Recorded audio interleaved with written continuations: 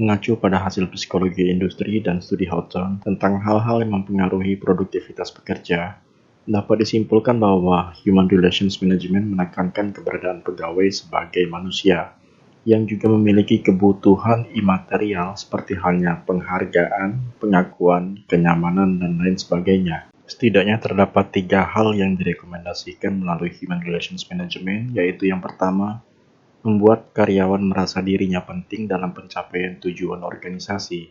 Hal ini diyakini dapat meningkatkan moral pegawai, seperti halnya semangat kerja, kepatuhan, ketulusan, dan sebagainya dari para karyawan.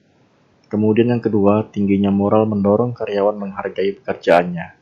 Penghargaan terhadap pekerjaan diyakini mampu meningkatkan kinerja karyawan. Dan yang ketiga, meningkatkan partisipasi karyawan dalam banyak keputusan dan memperlakukan karyawan sebagai seorang teman. Meskipun di satu sisi memperlakukan pekerja sebagai manusia memiliki peluang meningkatnya produktivitas pekerja, namun cukup banyak ilmuwan yang membantah kesimpulan dari hasil studi tersebut. Human Relations Management dianggap memiliki banyak keterbatasan, seperti halnya perlakuan humanis terhadap pegawai seringkali dianggap sebagai tindakan yang tidak tulus untuk memanusiakan pegawai, namun hanya sekedar memanipulasi ataupun memanfaatkan pegawai agar pegawai bersedia menerima keputusan manajemen. Kemudian, pegawai yang bahagia belum tentu pegawai yang produktif, mengingat banyaknya faktor lain yang mempengaruhi produktivitas seperti halnya pengawasan dan juga tingkat kesulitan pekerjaan.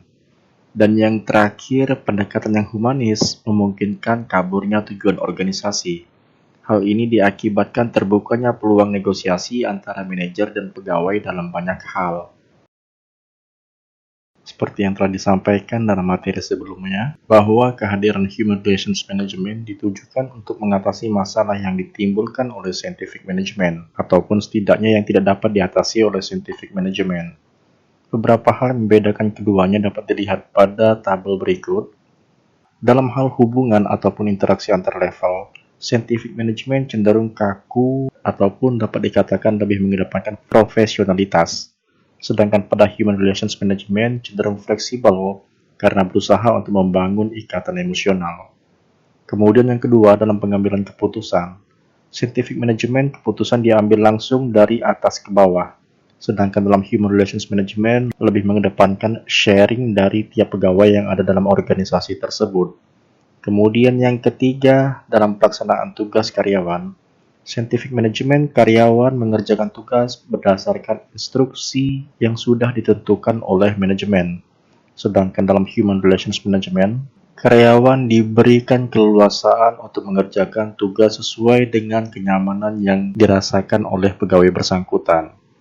Kemudian yang keempat, dalam hal punishment and reward, Scientific Management menegakkan punishment and reward sesuai dengan aturan yang berlaku. Sedangkan dalam Human Relations Management, besar kemungkinan terjadinya pertimbangan-pertimbangan subjektif dalam menerapkan sanksi ataupun pemberian penghargaan terhadap pegawai.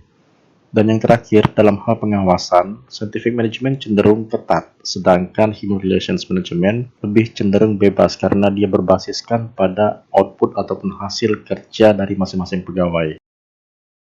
Berdasarkan tabel tersebut dapat terlihat bahwa dalam komunikasi terjadi perbedaan yang bertolak belakang antara kedua model tersebut.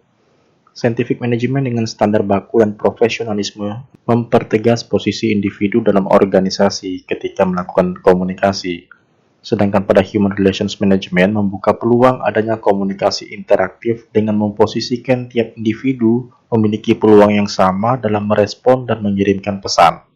Perbedaan kedua model tersebut dalam komunikasi organisasi menyesuaikan prinsip dasar dari kedua model tersebut.